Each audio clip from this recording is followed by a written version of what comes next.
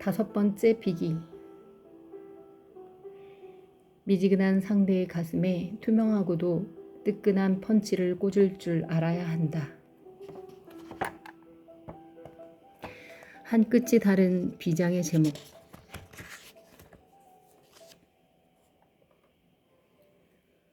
악수의 역사는 1000년이 넘었다. 네 발로 걷다가 두 발로 걷기 시작해 자유로워진 두 손으로 문명을 이룩한 인간들이 자기 손에 무게가 없다는 걸 상대에게 손수 보여주다가 고안된 행위로 알려져 있다. 요지경 세상사에 혀를 내두르다가도 악수를 생각할 때면 어쩐지 인류를 조금 더 좋아하게 된다. 반가움과 악의 없음, 그리고 곧 시작될 만남에 대한 자신감을 드러내는 손짓임으로 중요한 자리에서 나는 꼭 악수를 먼저 건네곤 한다. 그런데 이메일에선 악수를 할 수 없지 않은가? 의심하지 않아도 될 만한 사람임을 어떻게 보여줄 수 있을까? 바로 제목이라는 형식이 있다. 제목을 잘 쓰면 멋진 악수를 건넸을 때처럼 부드럽게 만남이 시작된다. 남의 손 좀 잡아본 사람은 알 것이다. 악수만 해봐도 상대의 기운이 느껴진다. 손의 온도와 습도는 물론이고 나에게 얼마나 기꺼운 사람인지, 자신감이 충만한지 아닌지, 지나치게 힘자랑하려고 하지는 않는지, 악수를 안 해봐서 마냥 어색해하는지 어느 정도 드러날 수밖에 없다. 이메일에서는 제목이 그 역할을 한다. 화면 너머의 누군가가 우리의 제목을 읽은 뒤 어떠한 첫인상을 느끼며 이메일을 클릭할 것이다. 우선 누가 봐도 따라하고 싶지는 않은 제목들을 살펴보도록 하자. 지양해야 할 몇 가지 첫인상들이다. 1. 냅다 용건 갈기기. 해엄출판사 책 192쪽에 오타 고치세요. 초면인데 제목에 용건부터 갈기는 발신자도 많다. 주로 컴플레인을 걸 때 그러한데 아무리 정당한 건의 사항일지라도 이렇게 수직적으로 무례하게 쓰면 담당자의 기분이 상하지 않을 도리가 없다. 2. 대뜸 소개. 김철수입니다. 자신의 이름을 똑바로 말한 건 좋지만 이게 제목의 전부라면 잠깐 어쩌라고? 라는 생각이 들 수 있다. 처리해야 할 이메일의 양이 많은 상대에게 보낼 때는 본인 소개뿐 아니라 발신의 목적을 정중하고 간략하게 포함한 제목을 써주면 도움이 된다. 3. 첫 문장을 그냥 제목에 쓰는 경우. 안녕하세요. 김철수입니다. 제가 책을 읽다가 궁금한 게 생겼는데 그게 뭐냐면, 이런 메일은 본문에서 두 번째 문장이 이어진다. 그러나 제목란은 본문란이 아니다. 제목은 제목답게 쓰고 첫 문장은 본문란에서 시작하자. 4. 비굴형. 작가 지망생입니다. 제발 읽어주세요. 지망생 중 첫 메일을 이렇게 쓰는 경우가 생각보다 많다. 제발은 정말이지 아껴 써야 할 부사라고 느낀다. 제목에서 웬만하면 비굴해지지 말자. 5. 컨트롤 C 플러스 V형. 여러 사람에게 들리는 동일한 내용의 제목을 상대의 이름만 바꿔가며 쓸 경우 확실히 매력이 줄어든다. 상대를 원 오브 댐으로 느끼게 하기 때문이다. 나는 이 사례를 반면 교사 삼아 얼마든지 안전한 제목들을 소개할 수도 있다. 복싱장 등록 첫 주 차에 줄넘기만 반복하듯 기본부터 차근차근 다져나갈 수도 있다. 하지만 그렇게 하지 않을 것이다. 우리의 약속을 벌써 잊었는가? 우리는 이메일로 인생을 바꾸기로 했다. 상사에게 혼나지 않는 이메일이랄지 무난한 이메일 정도에 만족하지 않고 무려 이메일로 팔자를 고치겠다고 했다. 그러려면 한 방이 있어야 한다. 미지근한 상대의 가슴에 투명하고도 뜨끈한 펀치를 꽂을 줄 알아야 한다. 그런 연유로 제목의 기본기는 딱 두 줄로만 갈무리하겠다. 1. 정중하되 비굴하지 않을 것. 2. 일목요연하되 무례하지 않을 것. 이 정도만 잘 지켜도 어느 일터에서든 타박받지 않을 수 있다. 극도로 간결한 사무 메일만 주고받기에도 바쁜 현대사회다. 나 역시 때때로 그렇게 일한다. 그러나 기억하자. 누구의 삶에든 중대한 이메일을 써야 하는 날이 한 번은 오기 마련이다. 아무리 간결하게 일하는 사람조차도 말이다. 그날을 위해 특별한 제목 쓰기 기술을 하나쯤은 익혀두는 게 좋다. 내가 오랫동안 애용해온 비장의 제목 기술을 전수하겠다. 반드시 설득하고 싶은 상대가 있는가? 그렇다면 특별 호명술을 쓰도록 하자. 특별 호명술. 수식어 플러스 이름으로 이루어진 제목의 한 기술. 호명의 중요성에 관해서는 앞서 다뤘다. 그러나 이름을 부르는 것만으론 충분하지 않다. 이름이야 누구나 부를 수 있지 않은가? 다른 사람이 하지 않는 것을 추가해야 한다. 사랑의 백미는 편애다. 법과 제도는 평등해야 하나 우리 개개인에겐 세상 모두를 똑같이 좋아해야 할 의무 같은 건 없다. 누군가를 좀 더 치우치게 좋아해도 된다. 치우치다라는 동사는 주로 부정적인 맥락에서 쓰이지만 사랑이야말로 이 동사를 빼놓고는 설명하기가 어렵다.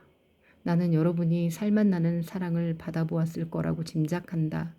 당신을 살맛나게 한 그 사랑은 필시 당신 쪽으로 치우친 마음이었을 것이다. 누군가가 균형을 잃을 것을 감수하면서도 기꺼이 당신에게 마음을 기울이는 것. 그토록 달콤하게도 한 것이 바로 편애이고 편애의 뛰어난 방식 중 하나가 바로 특별 호명술이다. 방법은 간단하다. 상대의 이름 앞에 그를 특별하게 수식하는 말을 더하면 된다. 한국 퀴어 역사의 한 획을 그은 김규진님께. 누군지 몰라도 대단해 보이지 않는가? 물론 김규진은 실제로 대단한 인물이 맞다. 도대체가 아직까지도 동성혼이 법제화되지 않은 이 나라에서 여자랑 공개 결혼식을 올린 레즈비언이다. 국내 최초로 아이 출산을 공개한 동성 부부이기도 하다. 퀴어 역사뿐 아니라 가족제도의 현재의 미래를 논할 때 괄목할 만한 인물이다. 동시에 그는 무척 분주한 회사원이다. 하루에도 수십 통의 업무 메일을 답장해야 한다. 나의 섭외 요청을 반드시 긍정적으로 검토해야 할 이유가 그에겐 없다. 섭외를 제안하는 사람도 한둘이 아닐 것이다. 그치만 제목이 이렇다면? 김규진이 피도 눈물도 없는 사람이 아닌 이상 조금은 움찔하게 되어 있다.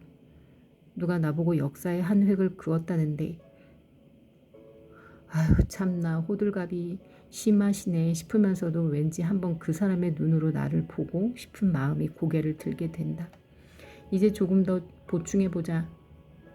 그가 내 메일의 글자를 한눈에 파악할 수 있게끔 말이다. 일간이스라.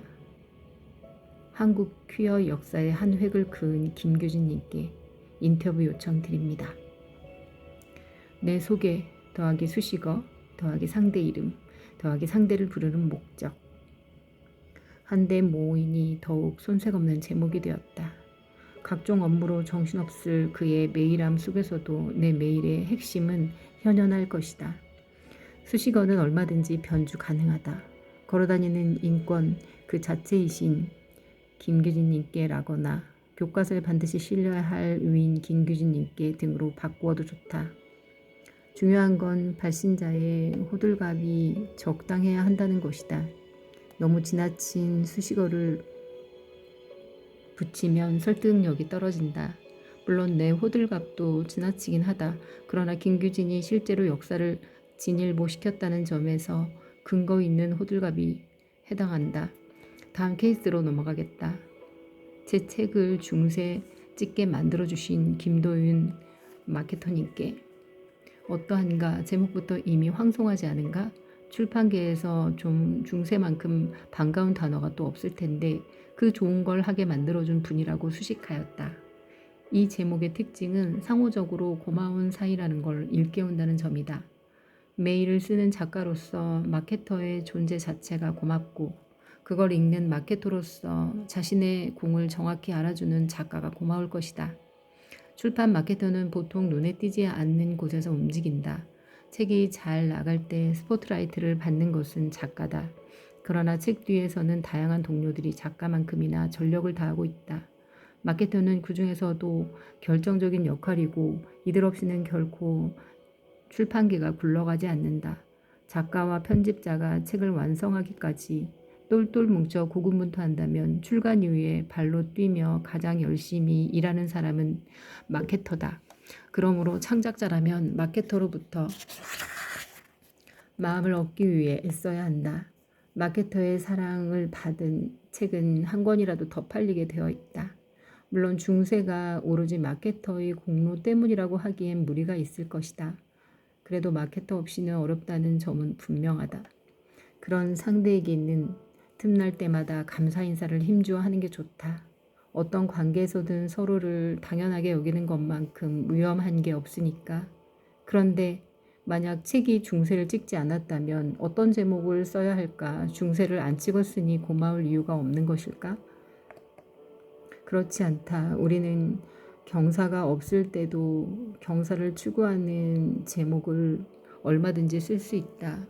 또 다른 예시를 보자. 중세를 향해 애써주시는 최고의 마케터 김도윤 부장님께 굿즈 아이디어 공유 드립니다. 비록 중세는 안 찍었지만 기분이 좋아진다. 왠지 곧 찍게 될 것 같은 예감마저 든다. 그냥 김도윤 부장님께라고 쓰거나 간단히 굿즈 대안 드립니다 라고 쓰는 것보다도 훨씬 나은 제목이다. 당신이 김도윤 부장님이라고 상상해보라. 가능하면 안 되는 쪽이 아니라 되는 쪽으로 대답해주고 싶어지지 않겠는가? 어떤 굿즈든 간에 같이 잘해보고 싶어지지 않겠는가? 한편 특별하게 수식한다고 해서 꼭 상대의 장점을 꾸며내거나 과장할 필요는 없다. 때로는 그렇게까지 존경하지 않는 사람을 기분 좋게 설득해야 할 때도 있지 않나. 그럴수록 작은 디테일에 주목하며 제목을 쓰면 좋다. 대단한 장점 말고 사소하지만 호감이 드는 습성 말이다.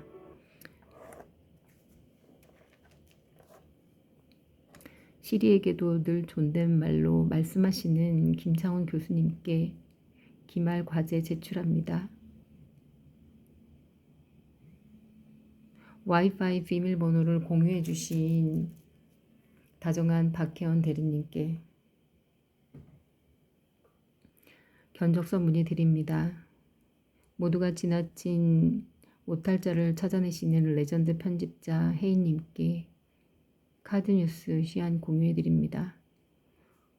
업무 관련 메일이지만 어쩐지 좋은 사람이 되고 싶어지는 제목들이다. 이렇게 쓰면 너무 호불호를 타지 않느냐고?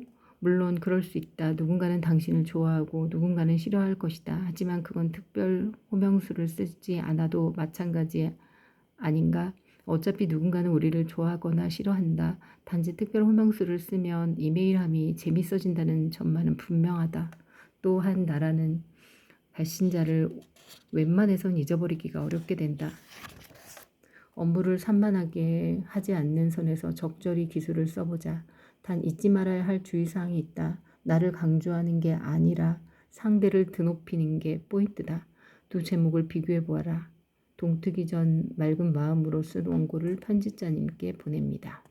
동트기 전 맑은 마음으로 교정을 보고 계실 편집자님께 차이를 알겠는가? 전자는 발신자를 수식하는 제목이고 후자는 수신자를 수식하는 제목이다. 전자도 언뜻 미문처럼 보이지만 실은 자기 자신만을 뽐내고 있다. 그러나 후자는 상대의 하루를 익히 알고 헤아린 자만이 쓸 수 있는 제목이다. 자신의 편집자가 깜깜한 새벽 일찍 일어나 원고를 보는 사람이라는 걸, 기상 직후 불순물이 없는 정신과 마음을 원고를 읽는 데에 쓰는 아름다운 사람이라는 걸 모르면 후자의 제목은 못 쓴다. 이제 눈치챘을 것이다. 좋은 제목을 쓰려면 역시 읽는 자를 좀 좋아해야 한다는 사실을, 수신자를 알려고 노력하는 게 먼저다. 상대의 빛나는 면을 관찰하는 동안 그에게 받은 아무리 작은 것도 허투루 지나치지 않고 기억하는 동안